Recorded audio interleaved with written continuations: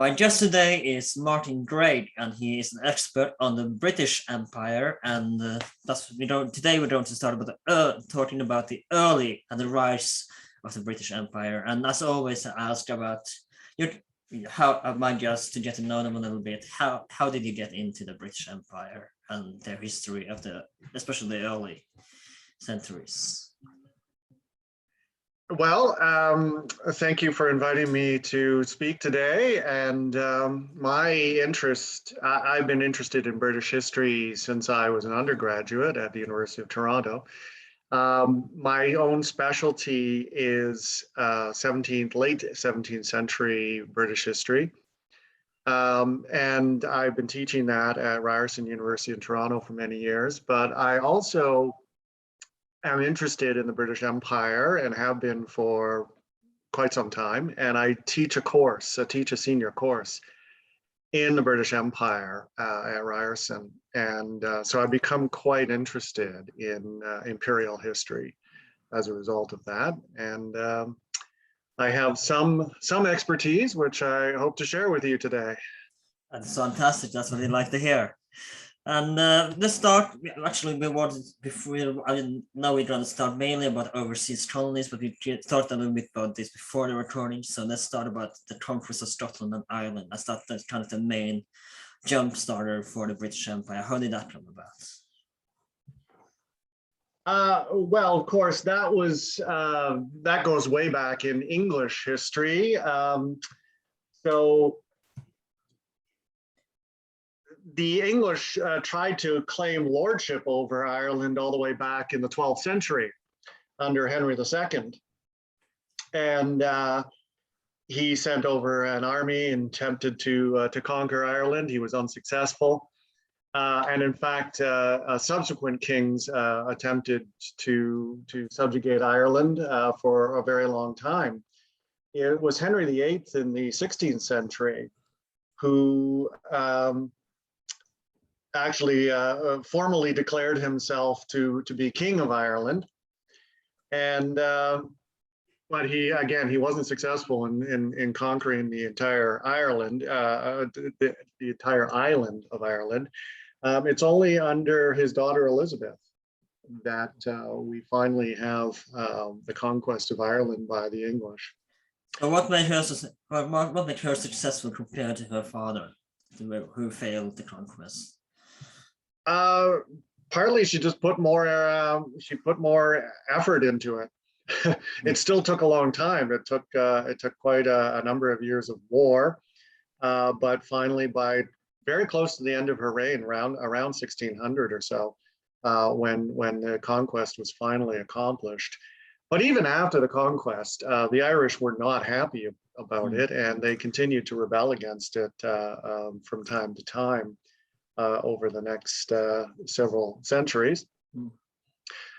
Scotland was briefly conquered in the medieval period, but it also it resisted and achieved its independence.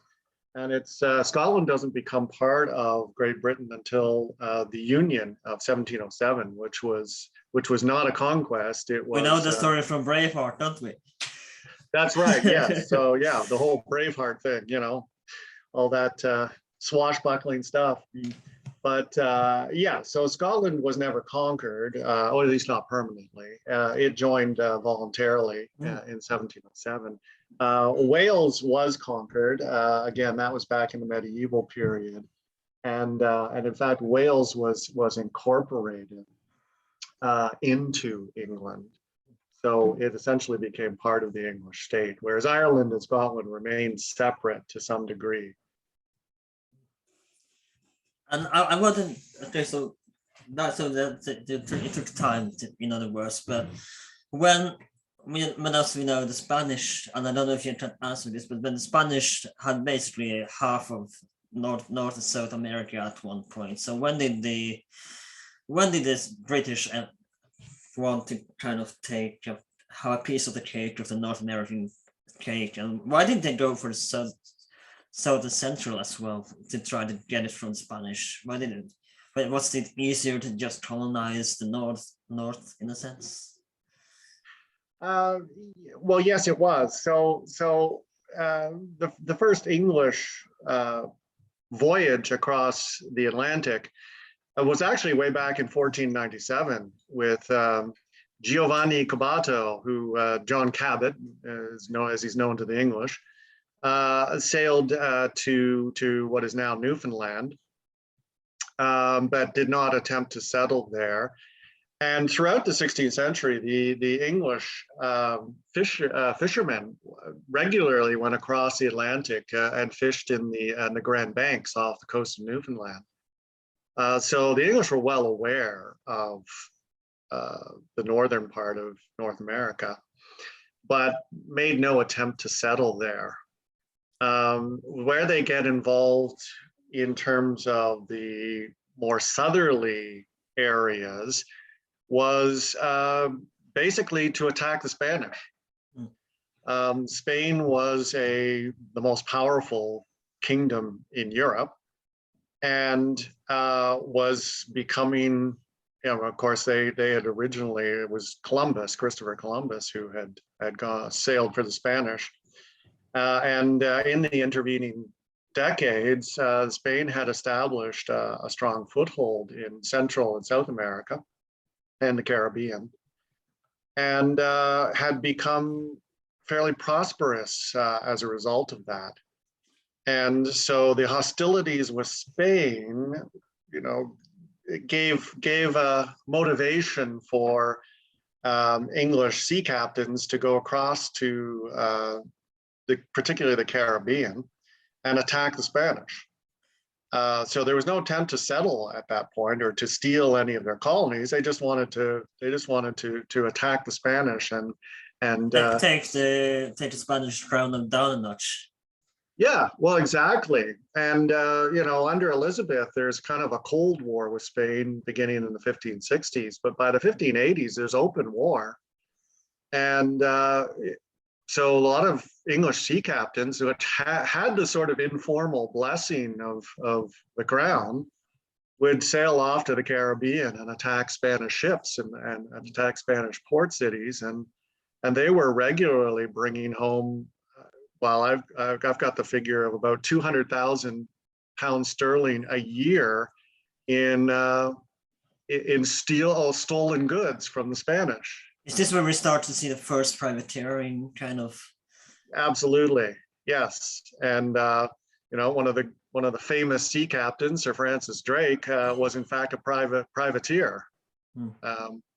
That was his entry into the New World. And in fact, his famous circumnavigation of the globe was a result of a failed attempt to steal from the Spanish. He got almost caught and got chased and ended up not being able to sail back the way he'd come. So he went the other way. And did they try to take away colonies from Spain, like I agree, or did they just want to make Crosshaven, like we talked about? In the late 16th century, no, there was no attempt to steal any of the colonies from Spain. They didn't really have the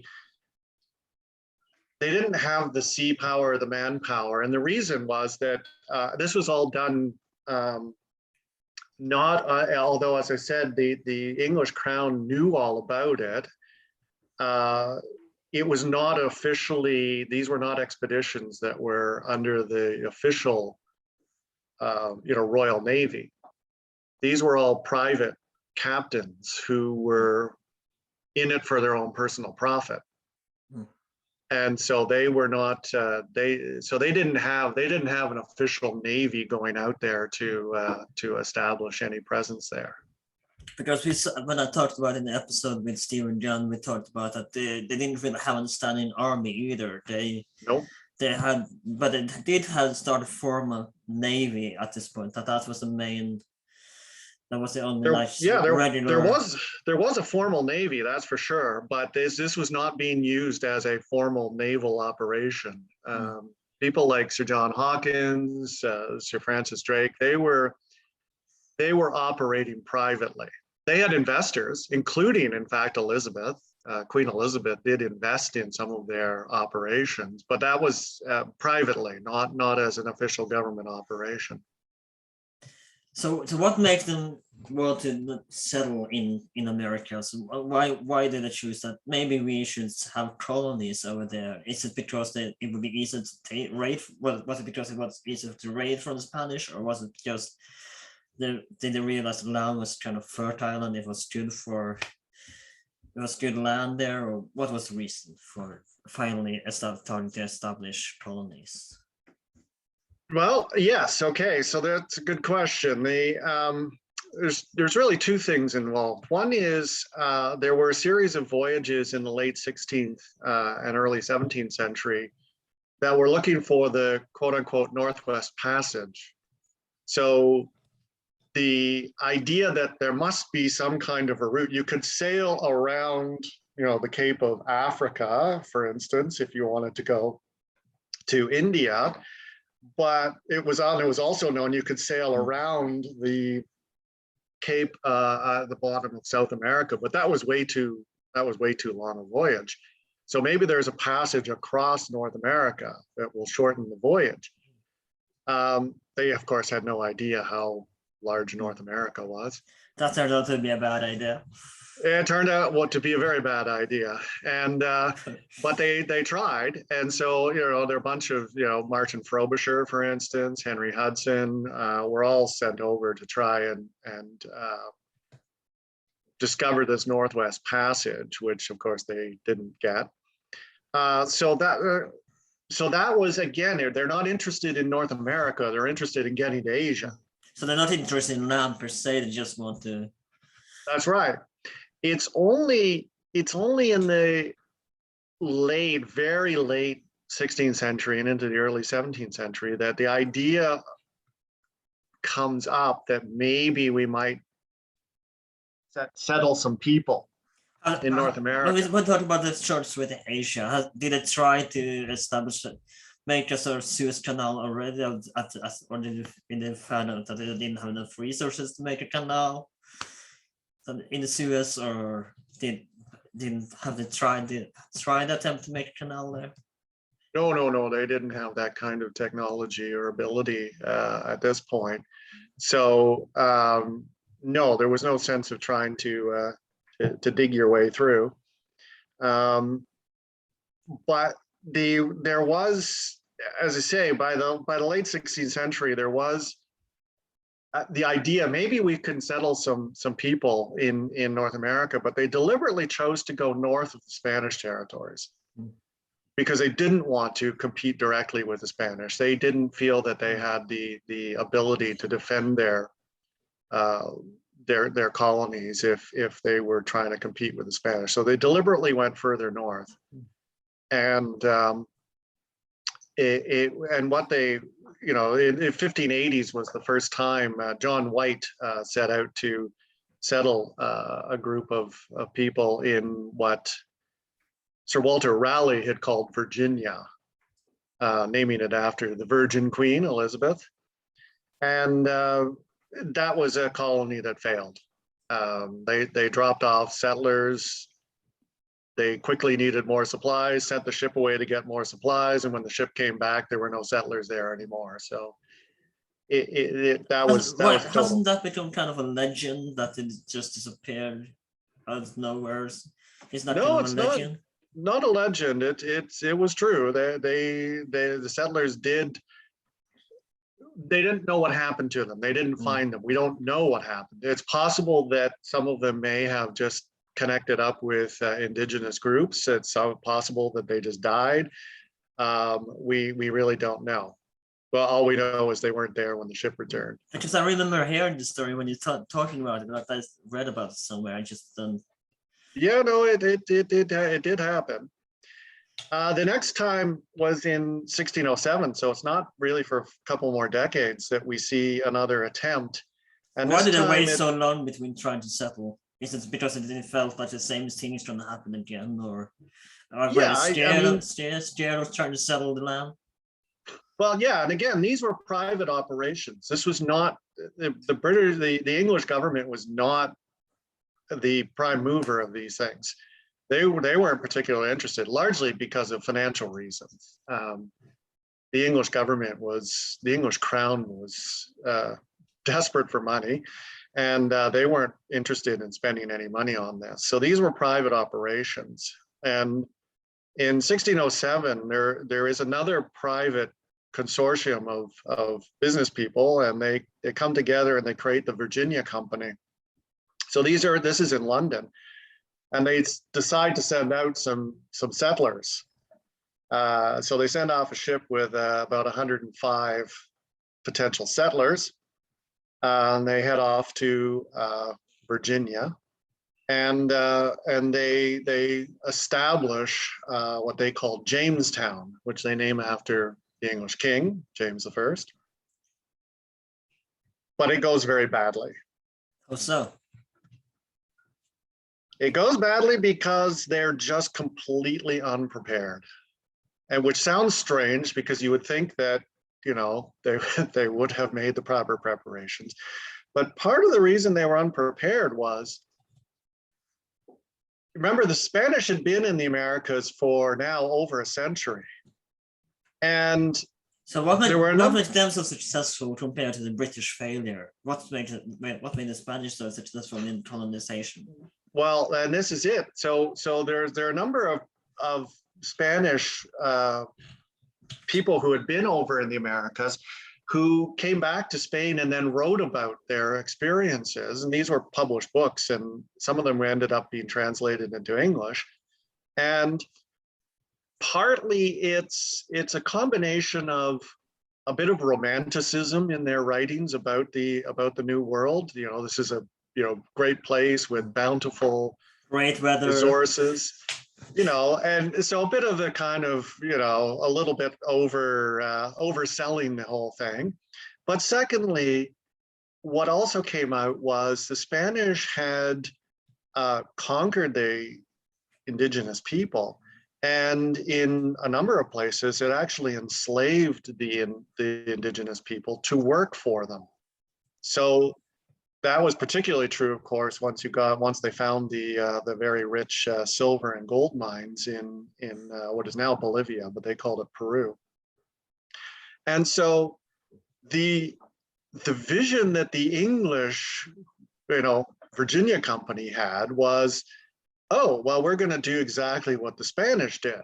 We're going to go over, we're going to find this, hugely abundant land with all kinds of resources, and we're going to enslave the indigenous people, and you're just going to copy the Spanish, basically. Yeah. Oh, exactly. We're going to do exactly what the Spanish did, except further north. And it did not work out. So the colonists, it was a mixed bunch. As I mentioned, there are about 105 of them. About half were gentlemen or soldiers who they envisioned the colony as a kind of corporate-owned military base. Did they expect kind of an Aztec kind of indigenous people, or that were filled with riches? Kind of, was that what they was expecting? Yeah, and they would just dominate the indigenous people and steal all their wealth and get them to work for them. And the other half were basically very marginal. They were beggars, vagrants, some criminals who had been taken out of jails. So we've got this really strange mix of people, and none of them were prepared to put in much effort. They just thought that everything was going to be given to them, and it wasn't. In fact, the indigenous doesn't sound like the best recipe. No, it doesn't, and they struggled. And the indigenous people wanted very little to do with them. They were a lot smarter, and because they had already had contact with the English, and they mistrusted, quite rightly, the English, and they were not interested in really cooperating all that much. And so what happens? Well, they struggle. They can't grow enough food to survive. The winters were very harsh. They're suffering from malaria, yellow fever, and plague. So of the 105 settlers who landed in Jamestown in 1607, by the next year, 1 year later, only 38 of them were still living. Hmm. So that's a huge attrition rate. Yeah. And the colony never would have survived. The only reason it survived was that the Virginia Company set out another ship the next year with 180 new colonists and supplies. And they really had to change their, this is when John Smith, of course, becomes a bit of a legendary figure here. He kind of takes over his leadership in the colony, and he forces everybody to work and to plant crops, and he also is one of the few English colonists who actually makes an attempt to get along with the indigenous peoples. It's interesting to think of different history would have been if they didn't send that other ship that they sent just in time. Yeah, well, I mean, obviously the Virginia Company, remember, they've invested money in this and they've got no return yet. So it's sort of like, well, either we just give up and lose all our money, or we send out more and we hope that everything's going to work out. And it's still a tough slog. They do manage to grow some crops, and they're working on trying to get themselves self-sustaining. But even then, by 1610, so that's 3 years after the founding of Jamestown, only 60 colonists still remained alive. So that's out of the 285 that have been sent out, only 60 were still there. So it's still not good. And they struggle along for a while, till the 1620s, the early actually it's the late 1610s, when they start planting tobacco. So tobacco how did they realize that tobacco is a good industry and that this is what it should take you invest in? Yeah, I mean, they knew about tobacco. Columbus, in fact, had brought tobacco back to Spain after some of his voyages. And so it had been introduced to Europe. And so it was native to the Caribbean islands, but it was also native to Virginia. But what was interesting is it's John Rolfe. He would be a famous settler because probably his greatest claim to fame was he married Pocahontas. But John Rolfe was the first to plant tobacco as a crop. And rather than using the native tobacco plant from Virginia, he actually imported from the Caribbean strain of tobacco, which seemed to do much better. And so it was 1617 is when they first just decided to try and use tobacco as a cash crop. This is something that we can grow here and we can sell back to England because they're already familiar with tobacco in Europe. And so they go into tobacco big time. Within 4 years, by 1621, they're exporting 350,000 pounds of it back to England. So in a way, tobacco saves Virginia. They're a struggling colony. And the only thing that actually, makes them viable financially is tobacco. But it's a bit of a double-edged sword, because the more tobacco you start sending back to England, you flood the market and the price drops. Yeah. And then you run into problems with the cost of production. And tobacco needs a lot of land, but the soil gets exhausted after 7 years. And remember, they don't have artificial fertilizers. So they need new land. They're continually needing new land. And that, of course, means they have to take it from the indigenous people who aren't happy about that. So it leads to huge clashes with the indigenous population. But it also means they need cheap labor. In order to be profitable, they need cheap labor. And that's going to lead to some Nasty serious stuff. issues. Yeah. So is that the next step in American colonization, the slave trade, the transatlantic slave trade? Is that the next step in the colonization process? It is. I mean, so at the same time, there are also, well, by the 1620s, we have, of course, the Puritans heading over to Massachusetts. So their first ship arrives in September of 1620, or sorry, in November of 1620. And they create a different model. They do not become the monoculture that Virginia does. Monoculture meaning they're relying on one crop, which is tobacco. So Massachusetts, the Puritan colony, becomes a more mixed economy. So they don't grow tobacco. They, in fact, they have this sort of mixed economy of farming and trade and fishing off the coast.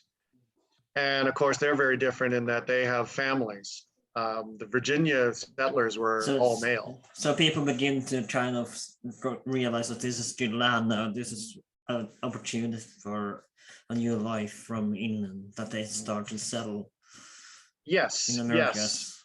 Now it's still done privately. It's still private. The Massachusetts Bay Company is founded to, be the, so it's still for profit. They're investing and they're trying to get profit on it. And they do because they are a more well-rounded economy. They actually prosper much more than Virginia does, at least certainly in the early years. So, and they don't become a colony that has to rely on cheap labor. So we don't see that developing there. But in the 1620s, we also see the Caribbean islands starting to come into the mix. And so we see the first Caribbean colonies are St. Kitts, 1623. Barbados, 1627, Nevis, 1628, and Montserrat and Antigua in 1632. And so they start off as, again, mixed economies. They're growing tobacco, they're growing cotton. But by the 1640s, they switched to sugarcane.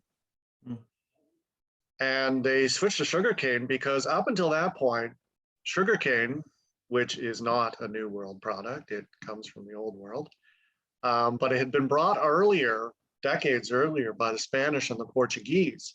And so the Spanish were growing sugarcane in some of their island colonies, and the Portuguese were growing sugarcane, massive amounts of sugarcane in Brazil.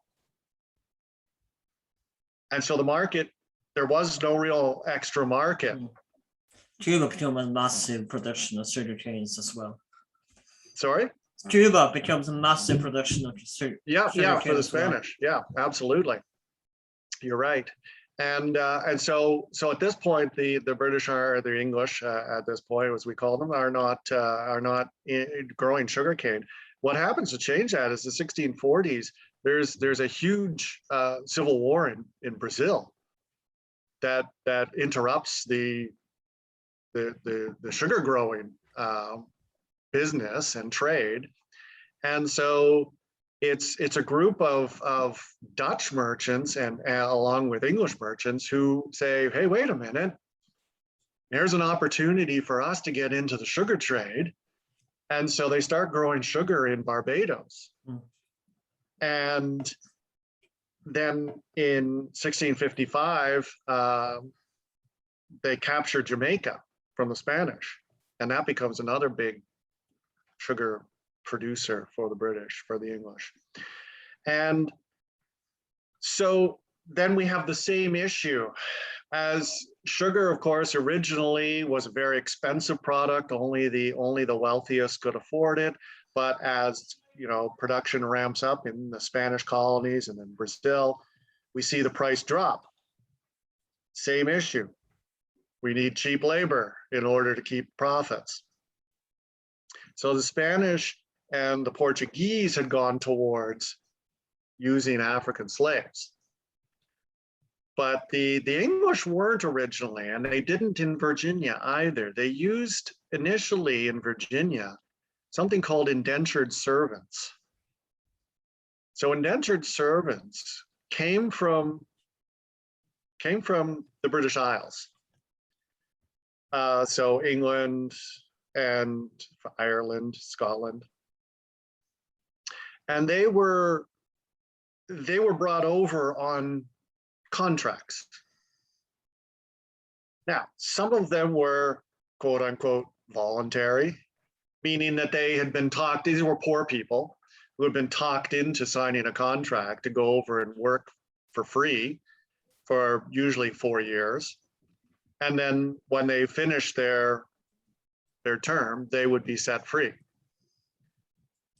And then they could stay or they could go back. So some of them were voluntary, but many of them were not. They were criminals in the jails. They were vagrants, beggars. So it was kind of like Australia before Australia, that they had a choice. Absolutely, absolutely. It was a way. Yep, it was a way of getting rid of the quote unquote undesirables, and so they would be rounded up and just sort of forced to sign, or maybe in some cases they didn't even sign contracts. They were just sent over, and they provided labor in Virginia for the tobacco fields, and cheap labor, obviously, because the plantation owners had to purchase the servants, but they weren't slaves. They were not slaves. They were, because they would be free after the end of their contract. But they would. How many years are we talking about that they had to have this contract? Usually 4 if they had a contract. But if they didn't, if there was no formal contract, it was often 7 years. So it varied. But there was a definite term. And when they finished, not only did they to get their freedom, but they also got what were called they got a kind of a payment at the end. And in the early 17th century, like first half of the 17th century, that was standard payment was 50 acres of land. Was it kind of like serfdom in a way, or is it not comparable to serfdom?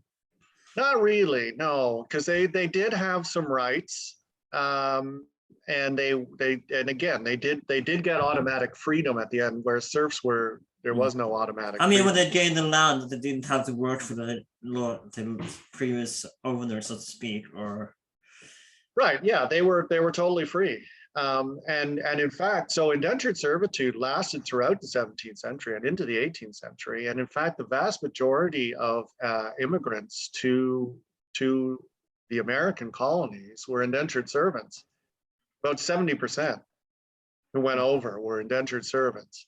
So that was a form of labor that sort of worked, at least in Virginia and a few other, and Maryland and a few other colonies that had similar, but it didn't work in the Caribbean.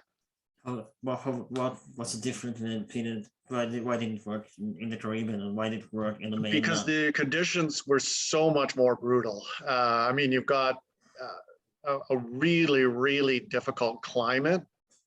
You've got, I mean, there was disease in Virginia, and the attrition rate in Virginia even was fairly high. Probably, I've read statistics, 40% would not last more than 2 or 3 years. So the attrition rate was pretty high, but it was even higher in the Caribbean. And the sugar production was far harder work. It was really intense work, and so quickly, word spread around in England. Don't go to the Caribbean if you can avoid it. Now, some people couldn't avoid it; they just got shipped there. But anyone who had any kind of choice went to Virginia or Maryland or elsewhere American continent. I mean, what was So if you had a contract of 4 years in the Caribbean in a certain plantation, let's say, what would be the percentage that you actually could survive of those 4 years versus dying of disease, malaria, or the weather, climate conditions? yeah, the attrition rate was horrible. And I had the figure for Virginia. I don't have a figure for the Caribbean, but it was higher. It was higher than 40%. So I would estimate it would be like 60, 70%. Mm. And in fact, if you managed to survive 2 years, it was considered quite good. And so that was a period known as seasoning. Mm. And so you became a seasoned veteran, which of course is an expression we still use in things like sports and so on, seasoned veteran. But it actually meant you survived 2 years, and that was pretty good. Imagine just because- having a few months left of your contract. I'm gonna make it. I'm gonna make it. Oh shit. Yeah, exactly. Yeah, it was brutal, and so they just couldn't keep up enough supply. And so the planters in the Caribbean started to adopt the Spanish and Portuguese model, which was bringing over African slaves. And so that's when it's really mid-century that England begins to get into the slave trade in a big way. And Was the it? Royal Was it? African, I don't want to. I don't want to step on a limb here, but was it easier for the African slaves to work in this climate, or was it even rougher for them? Interestingly, I mean, it was still obviously horrendous, and the treatment of them was utterly, inhumane. But one advantage that West African people have is that there is a kind of, it's not a total immunity, but it's a sort of partial immunity to malaria. I mean, just like Europeans, smallpox had wiped out large numbers of Europeans over the centuries. And by the 16th, 17th century, it was still a killer, but the population had a kind of partial immunity to it. So some people didn't get smallpox, and some people who did survived. Probably the most famous example was Queen Elizabeth I, who contracted smallpox but survived. And so that would be sort of similar to West Africans who, I mean, malaria, of course, is endemic to West Africa. And there was a kind of partial population immunity. So it didn't affect them quite as badly as it did Europeans. So that helped in terms of their survival. But still, large numbers of Africans perished, partly because of disease and partly because of appalling treatment. I mean, know that a lot of them didn't even make it over the sea voyage as well. Yes, yeah, and in some voyages, it could be as high as a third to a half of the entire shipment would die on the way over. So yeah, the attrition rate was horrendous. But it's, as far as the planters were concerned, it still worked for them economically. And as we all know, I mean, there are many humans who will do just about anything to make money, and it kind of worked for them. And it also spilled over to Virginia and Maryland, and later on, Georgia, and so on, where they began also to import some slaves to their tobacco plantations, particularly in Virginia and Maryland.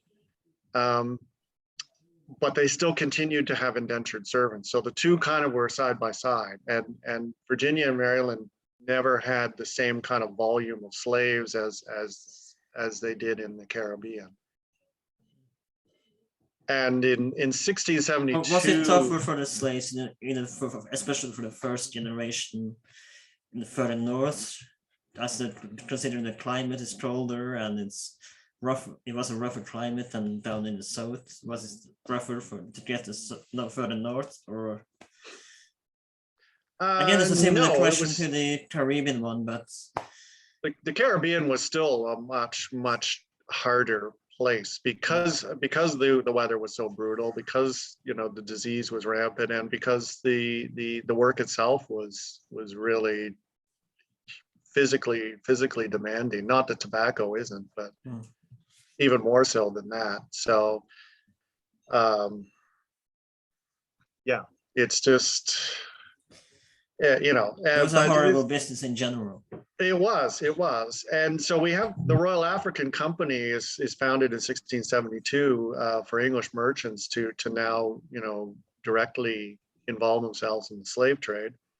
And they're bringing over, I think in the total, they bring over about 3.5 million Africans, and until they're finally shut down when the British Empire does away with the slave trade in 1807. And they're taking not just to the British colonies, but also to other places. The largest recipient of the African slaves was Brazil. They got the largest share of African slaves over the centuries. But the Caribbean certainly got a huge number as well. And I want to leave the American part a little bit and go over to the Asian side. As we know, we had an episode of this where the Portuguese had settled in India, but how does Britain get a piece of the Indian land? As not Native Americans, but India in Asia, Yes. that is. not to make any mistakes. Yes. Well, as we probably know from school history, it's the Portuguese who are the first Europeans to sail to India, Vasco da Gama and all that. They reached there in 1498, and what they're getting into is the spice trade. So Europeans were already getting spices from the east.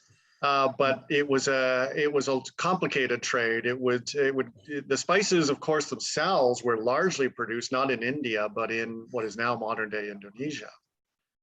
And they were being shipped over to India, where the major spice ports were, and that's where the Arab merchants from the Middle East, the Eastern Mediterranean, would connect up with them, and then they would take the spices to the Eastern Mediterranean or to the Black Sea, and there they would sell them to Italian merchants who sailed over in the Mediterranean. How long would the voyage take from Portugal or Britain and all the way to India at this point? Because as we know, they tried to avoid kind of the Ottoman Empire, who was still at large at this point in time, and they didn't want to pay taxes to them, so they tried to find a way, as we know, another way around to sail to Asia. So how long did it take to sail through Africa? Well, they didn't. They sailed around Africa. So the Portuguese had been kind of exploring down the coast of the west coast of Africa in the late 15th and into the early 16th 16th century, and there they discovered that you can actually sail around Africa, and so that's what they do. So they're cutting out the Arab and Italian merchants. Pay taxes to the Ottomans to pass them. Sorry? They avoid paying taxes to the Ottomans at all costs. Yeah, absolutely. And they also don't want to have the middlemen, the Arabs and the Italian merchants. We if we can cut them out, we can get all that profit for ourselves. So they enter into the spice trade, and it becomes hugely profitable. And so really it's left, they're the only Europeans who have a presence in India until the very late 16th century. And at that point, both the Dutch and the English get interested in sailing over to India around Africa to get in on the spice trade. And so within a very short space of time, so we see the Dutch, which their state is officially known as the United Provinces, send out ships in the 1590s, And this kind of spurs the English into action, because the English don't want the Dutch to get involved here and make money out of this. So in 1600, a group of about 200 merchants established a joint stock company known as the East India Company. And they send out an expedition to go, and in fact, they don't actually go to India at first. The first two expeditions go right to Indonesia. But the Portuguese have already established, I mean, they've been around in the East for over a century, and they've already established a presence there. And the Dutch have also started to establish a presence there. And in fact, that becomes the issue, because now we've got three major powers. Well, the Portuguese are not a big power anymore. They've kind of lost a lot of their power. So You it's should have really listened to that guy Columbus when they had a chance. That's right. So they're in competition with the Dutch East India Company, which was founded in 1602, 2 years after the English one. So the two start now in competition for the spices in Indonesia. And rather than getting involved in a very, very damaging struggle with the Dutch, the East India Company kind of reaches an arrangement with them that we'll give you some money, you do this trade, and then you give us a portion of it. So they don't really want to start fighting the Dutch. And in fact, the Dutch would end up becoming the major power in what is now Indonesia. And so it's in the early 17th century that the first English expedition to the actual Indian continent or subcontinent is carried out. And they establish a presence at a place called Surat, which is on the west coast. And they establish a quote unquote factory. And by factory, they mean a place where you have a trading factor. So a factory was simply a trading post. They established one in 1619, but unlike the New World, where the English just went in and so did the Spanish and the Portuguese and just seized land, that was ridiculous. You couldn't do that in India. You can't just go and seize land. I mean, it's a heavily populated country with, with very wealthy and sophisticated, powers there, military powers, and there's no way you're going to steal land. So they got permission. Actually, I wanted to ask you about this because, as you know, the Mughal Empire is at large at this point in time. So how was the relation with the European powers, and especially the British, as we talked about, highlight in this episode? How did they trade with the British? Did they respect the British? Did they have, what was the relationship with the Mughal Empire and the British and European powers at this time? Yes, well, the Mughals had a relationship with the Portuguese, and when the English show up, there's a bit of hesitation on the part of the Mughal emperor to welcome them, because of course the Portuguese are telling the Mughal emperor, no, don't deal with these people, don't deal with these people. But what happens is the English quickly kind of muscle in. There is a sea battle that takes place between the English and the Portuguese, and the English show that they have superior firepower. And suddenly the Mughal emperor takes an interest. He says, okay, well, obviously they're a little bit more powerful than the Portuguese, so maybe we should deal with these people. Why? Why? Because the Mughals were great warriors on land, but they had no navy to speak of. And that was an issue when it came to sending pilgrims to Mecca. They went by ship. And if you could have a great naval power like England, sort of assuring your safe passage by ship of your pilgrims, beautiful. So the idea was, we can be mutually beneficial to each other. So the Mughal emperor was happy to deal with the English because they were a powerful naval country. And of course, the English wanted to deal with the Mughals because this was important to getting a foothold in India. And they didn't want to try to invade and take over the Mughal Empire. They didn't have that interest.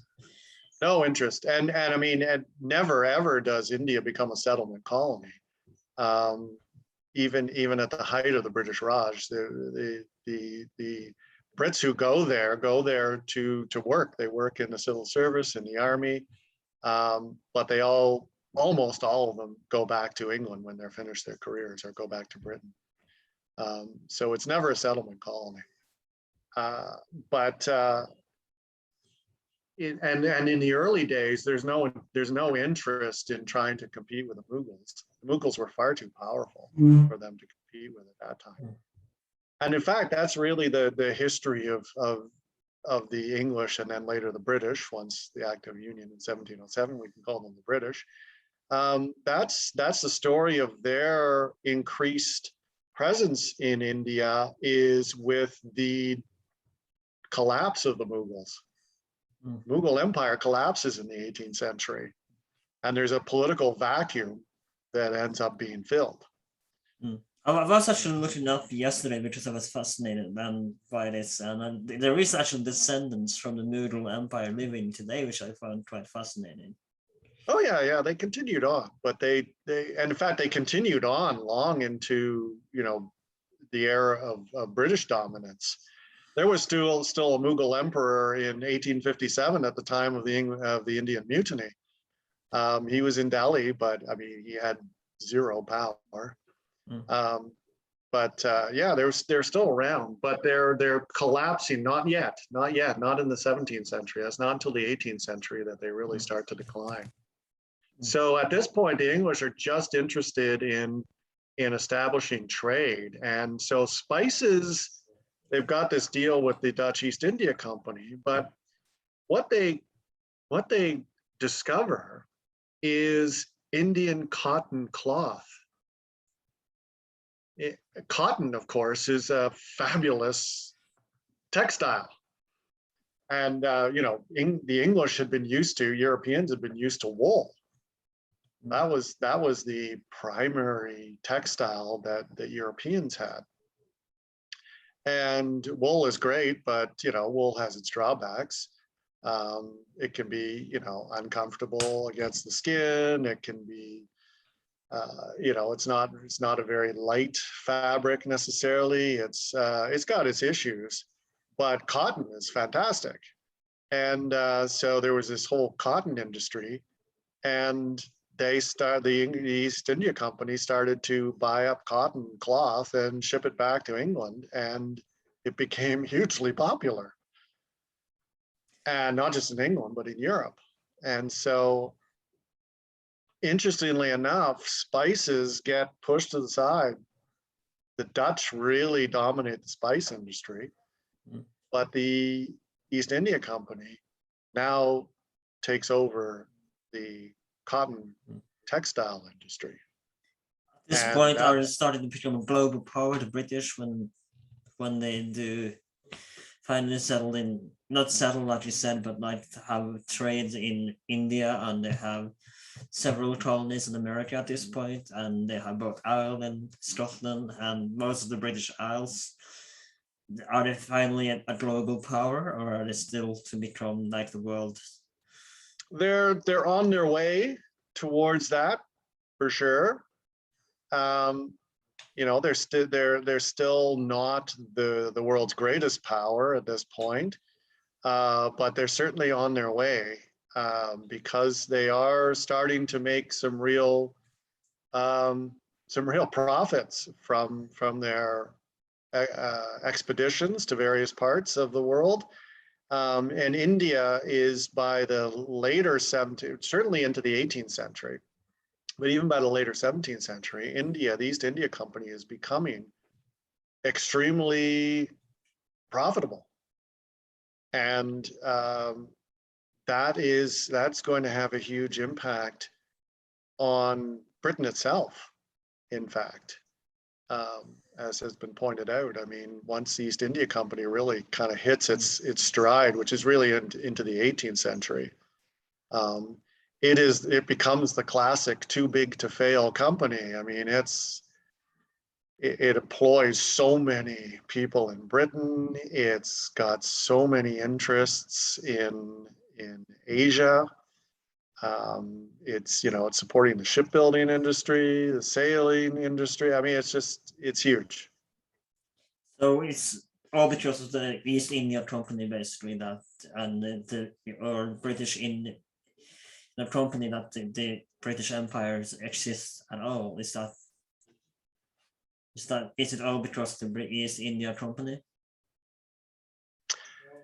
Not entirely, because I mean, as we've talked about, the American colonies, after a rough beginning, start to be more prosperous, and of course the Caribbean colonies with sugar become also hugely profitable in the 17th century. So, and in fact, in the 17th century, it's the most profitable part of the empire is Barbados and Jamaica and Antigua, and, the other sugar growing islands. India would surpass that in the 18th century, but it's not till the 18th century that the East India Company really comes into its own. Right. And of course, that's a period when the Mughals are declining. So the last of the really powerful Mughal emperors, Alamgir, is hugely unpopular. He has a long reign in the last half of the 17th century and into the early 18th century. He's hugely unpopular because he's trying to force Islam onto everybody. And there's massive rebellions that are breaking out across India. Are the British trying to take advantage of the decline of the Mughals, or not initially, no. They will late in the 17th century and into the 18th. Well, it's really, again, it's not into the 18th century that they really start to get involved in Indian politics, probably sort of mid 18th century, that they really start to get engaged. And part of the reason they get engaged, actually, believe it or not, is because of the French.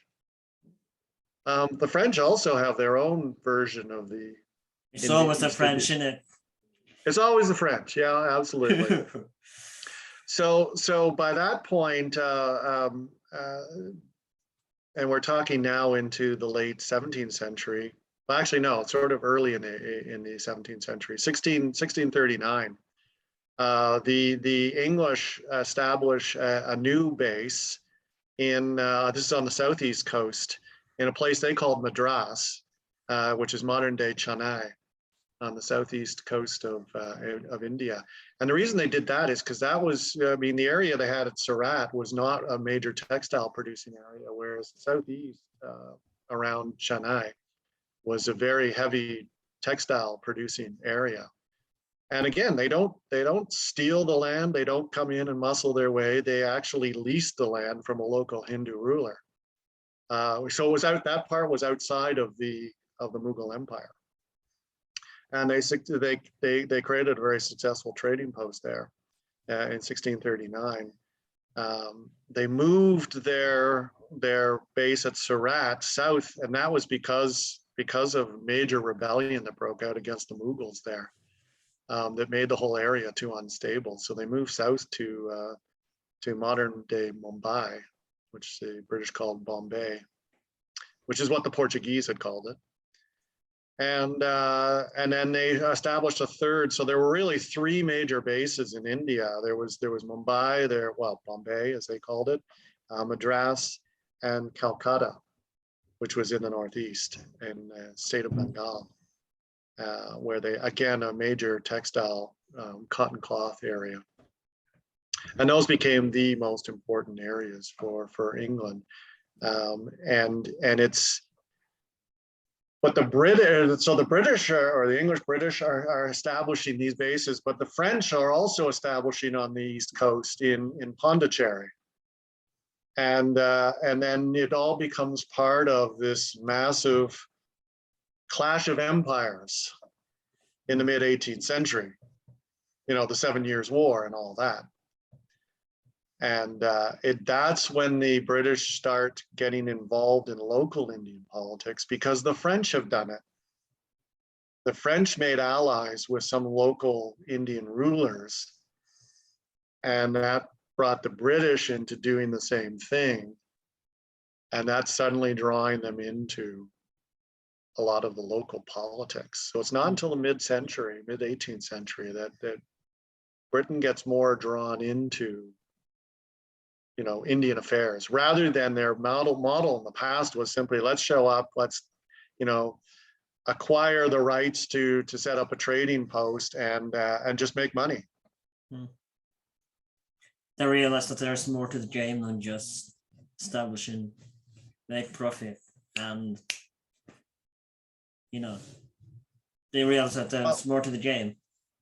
Well, it is, and it becomes that way. That's not the initial model for the East India Company, is show up and trade and make lots of money. But it gets more complicated as time goes on, as they're competing with the French in India, but also as we talked about, as the Mughal Empire is collapsing in the 18th century, there's also a kind of an impetus to gain more control over areas, so that you can, business loves stability, right? Yeah. Instability is bad for business. So it's still all about business, but it's creating the conditions to have successful business.